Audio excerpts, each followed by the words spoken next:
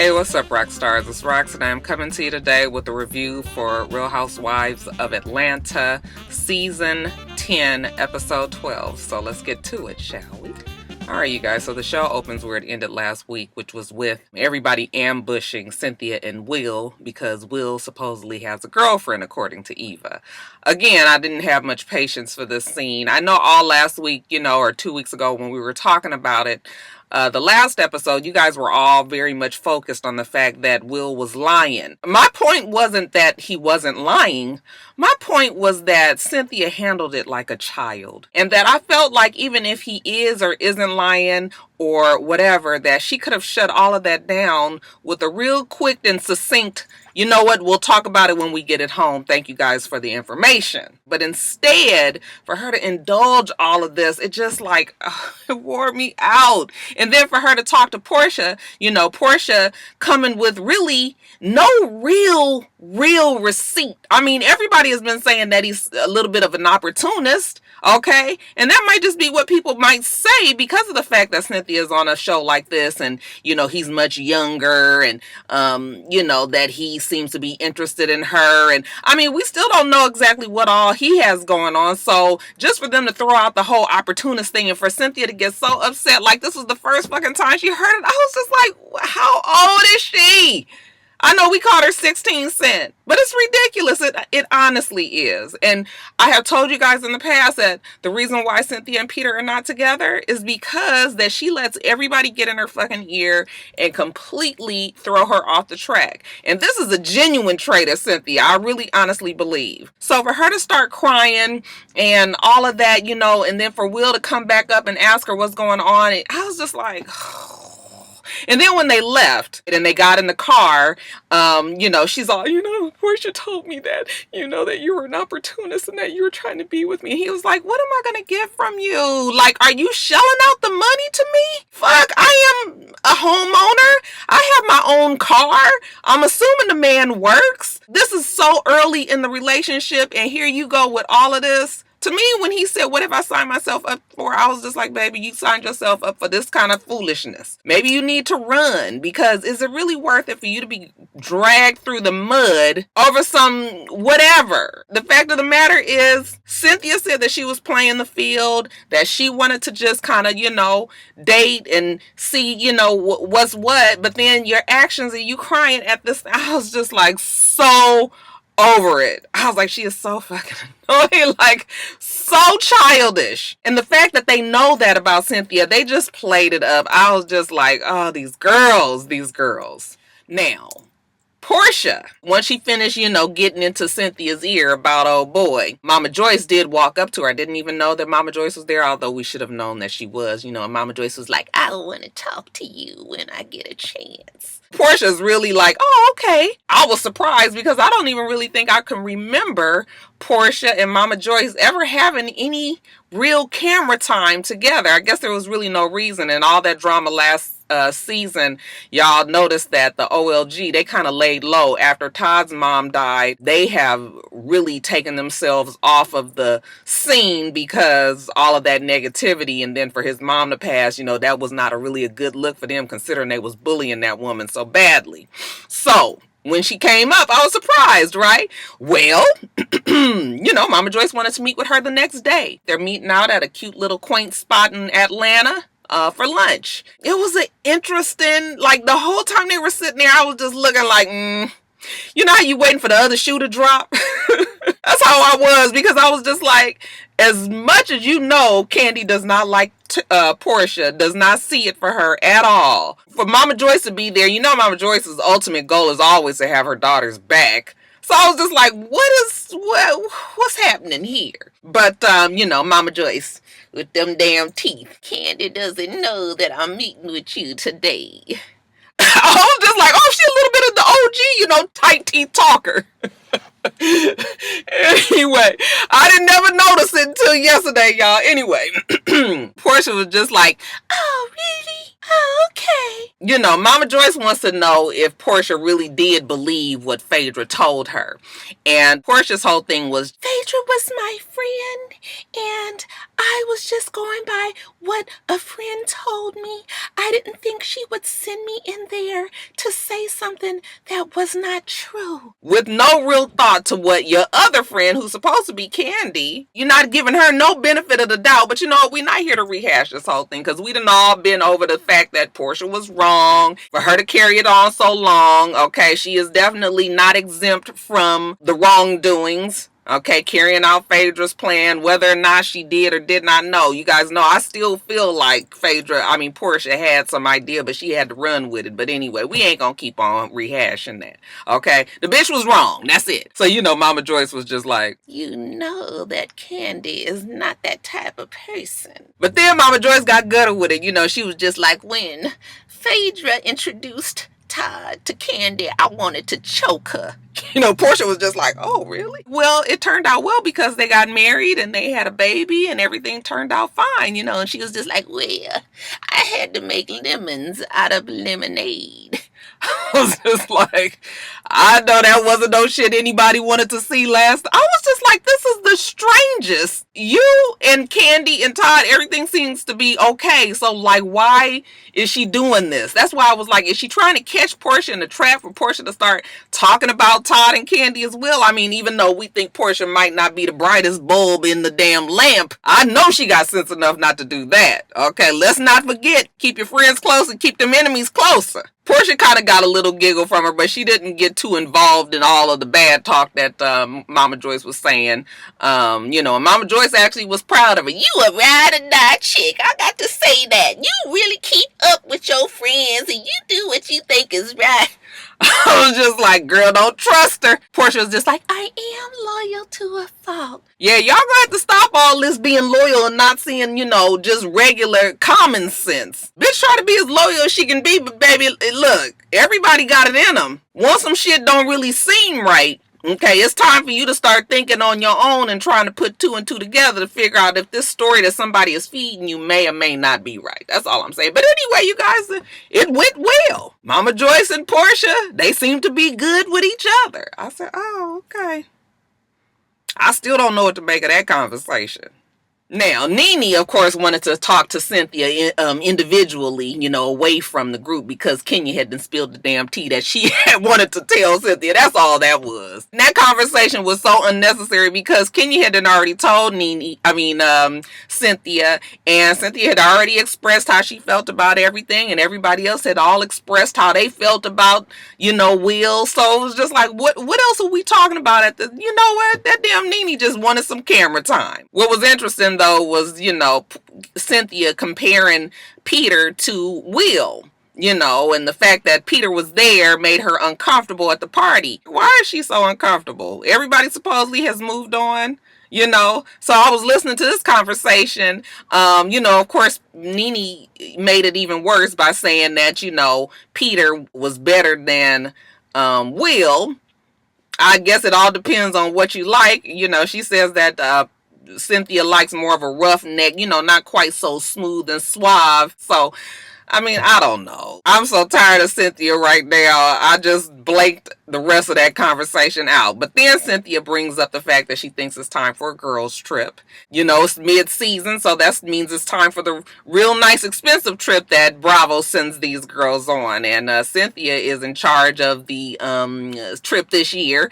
It will be to Barcelona. She's got an Airbnb. Nene too good for that, but baby, that's what you're going to do this time. And you're going to be in charge of entertainment and finding things to do while we in Barcelona. But yeah, we all going to go. So who all should go? Well, let's invite everybody. They want to invite Marlo. They want to invite Eva, even though Cynthia kind of got a little shady side eye for her. But you know, she was just like, if that's your friend, then you can have her come. And then they bring up the whole thing about inviting Kim, which I was just like, oh, please don't invite that bitch. I mean, we already knew that she didn't go. But you know, for TV entertainment review's sake, when she said they were going to invite Kim, I was just like, please don't even bother. Now, her feelings was so hurt by the fact that Peter had ignored her at Candy's thing the other night.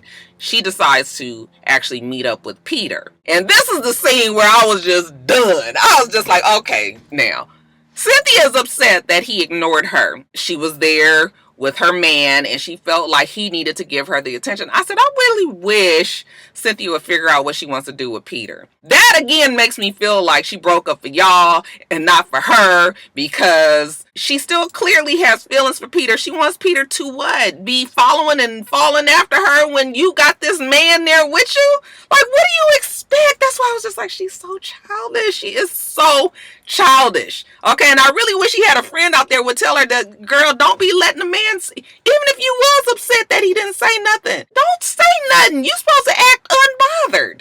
Okay, but like I said, she wants this perfect world where all her ex-men still come around and talk to her and all of this bullshit. And I'm just like, just because Leon does it don't mean that every man wants to be that way. Peter says that their relationship is still very strange, and I still agree it's strange. Like, you guys are broken up, but you guys are business partners. That's why I'm just like, are you guys really still together on the low? You know, that's the rumor, that she and Peter are still together, but, you know, for whatever purpose they decided to break up on paper or, you know, in the camera's eyes so that they can just keep their shit private. That could very well be the thing too, but I don't know if I believe that. I don't know where their relationship is right now, but just the fact that she's sitting there telling him that she wants him to talk to her, you know, what does she want? That's what I want to know. What do you want, Cynthia? Peter tells her, you know what? He just wants her to be happy and that she just needs to find her happiness. So whatever that entails, then I want Cynthia to do that as well. Okay? And grow the fuck up. Now, skipping over to Kenya. Kenya's at the doctor's office because she's trying to find out if she's pregnant. Okay. I guess her cycle is late. You know, her and her husband have been having sex 2 and 3 times a day, and she's hopeful that, you know, she's got a little bun in the oven. I think her cousin or her friend, whoever that is, comes and shows up for moral support for her, and they get in the office, and long story short, baby, the doctor wasn't even at the damn appointment. You're calling on the phone, talking about, girl, we can do this on the phone. Yeah, the urine test was inconclusive, which means that you are not pregnant, at least not as far as the urine is concerned. I guess they can do a blood test, you know, to find out for sure, but urine tests are pretty much reliable. And you know, like Kenya said, she's 46 years old. I gotta tread real lightly when I talk about these things, because every time I talk about somebody being too old to fucking have kids, you guys get upset with me and tell me, you know, this is a blessing from God, and you know, if God wants you to get pregnant, then I got all that, y'all. All right, if I don't even care if the girl has kids or not, because that is her life. She can afford it. If she want to have a baby at 46, 47 fucking years old, then that has nothing to do with me. My personal feeling is Kenya has gotten too old to really traditionally get pregnant. It is not impossible. So I know that, but the odds are so not in her favor, okay? And then she's going to have to get some sort of in vitro or, you know, some help, then fine if that's what she wants to do. But I'm just saying, you know, when people wait, just what I'm saying is, do not wait until you 45 years old to decide that you want to have kids, okay? You need to do that before 35, really, because, you know, your chances really start to decline. So that's what I'm saying. I'm not trying to say that the bitch too old. I mean, you do what you want to do. That's your life, your kids, and everything. You gonna be the one stressed out trying to figure out, you know, this baby when you. Let me stop. I'm gonna stop. Babies are a blessing from God, I understand, okay? But better y'all than me. Now, Porsha's feeling good about all that's been going on. You know, the girls seem to be coming around. You know, the last time that they were together, you know, it seemed to be a pretty smooth night, only because everybody was focusing on Cynthia's drama, okay? It could have been more, but they didn't have time to start a fight with you when they was trying to start shit with Cynthia and Will. That's all that is, Porsha. But Porsha says she's feeling hopeful, so now she wants to have this vegan dinner. She's going to invite all the girls to it. They're going to come to her house, and, you know, they are going to a fellowship in the name of Real Housewives of Atlanta. So she lets everybody know, hey girls, I am going to be hosting a fabulous vegan dinner in the celebration of no beef. Good for Porsha. I guess you can't fault the girl for trying. Ooh, y'all, it's hot in here. Now, the day of the party, right off the bat, we find out that Kenya can't come. Okay, the shadiest. Nene can't come. All right, the messiest. And Candy can't come. Okay, the undercover meanest person to Porsha. You know, they can't come. She was just like, oh, the people that I have beef with are not going to be here. But you best believe that the other ones is going to be here. That damn Marlo. Shamia comes. Sheree comes. Kim comes with that fucking Dixie cup. Like,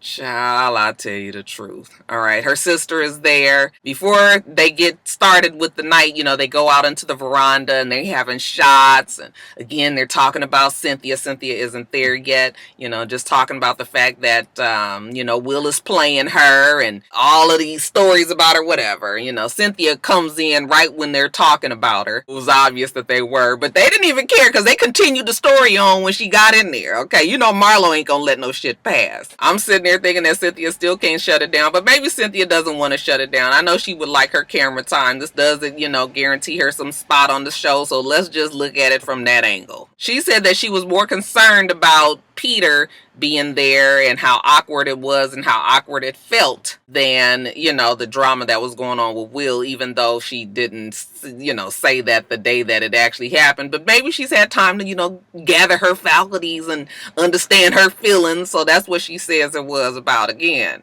you guys are divorced. Like, what is the problem? But whatever, they go inside, they sit down to dinner, you know, the vegan chef is fixing them food and they seem to just really have a good time. All right, can't make nothing of this. It was cool to see them all be able to get together and just have a good time. You know, they still did try to keep harp on this whole Cynthia might still be in love with Peter thing, but then Marlo, you know, burps and just kind of interrupts the whole flow of that conversation, and it changes up a little bit. You know, they talk about this trip to Barcelona, how Cynthia and Nene are in charge of it, and you know, if everybody is going to go. You know, Marlo did ask Kim if she could go with the Negroids, okay, and not bring her man. Kim doesn't understand why she can't bring her man. You know, she's had this health issue and she doesn't want to have another stroke, and her husband knows what to look out for. So, you know, if she's on the plane and he's looking at her, you know, in her eyes intently for the whole 10-hour trip, evidently he could tell if she's about to have a stroke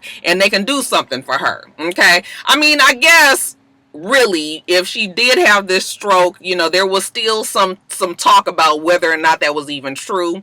But if she did have this health issue, okay, this is the one time that I'm gonna be like, okay, maybe I can understand why she wouldn't want to do this trip or be hesitant. All right, because, you know, yeah, even I would be probably hesitant if I had a legitimate reason, like a pulmonary embolism or whatever it is that she supposedly had.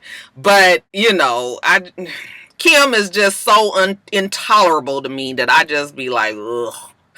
But when she said that she didn't know she was going to be able to come, I was like, fine, good, don't come. Okay, and I was done with that conversation right there. But as far as Porsha's dinner, it was a success. Now, the day of the trip, and everybody, you know, packed their clothes up, Candy and Nene and everybody, you know, you see them, they're getting in the cars to get ready to make it on down to the airport. Okay, first we have Porsha and Sheree. All right, they're in their vehicle and they're upset because Kim is not going. Nene and Cynthia are in another car, and that's when we find out that Nene had actually found out that Kim's not going because of her health issues and all that, and Croy couldn't come, and evidently Nene had really didn't put it to her that no man needed to be there. Okay, no ding-a-lings allowed. Kim, of course, didn't even want to go to begin with because she never goes on the trips and definitely ain't trying to go with all y'all black women's out there cutting the food. So she's not going. All right, Porsha and Sheree, they so upset they call her, and Kim was just like, well, she just really made it a point that she did not want my husband to come, and so if he can't come, I can't come. And I was just like, fine, you don't need to explain nothing else to me. Like, I'm good. I am good. Kim did not need to go. I'm fine. I'm perfectly fine with that. Candy calls, and she's coming. She's running late as usual. You guys know Candy is always on CPT. But yeah, the girls are on their way to Barcelona. All right, you guys, so that is it. Let me get off of here. Make sure that you rate, comment, and subscribe to the channel. I'm itsrox. The channel is for itsrox, and everything else I do will be in the bottom part. All right. So I hope that you have a wonderful, wonderful rest of your day. I plan on doing the same. Till next time, rock stars. Ooh, bye.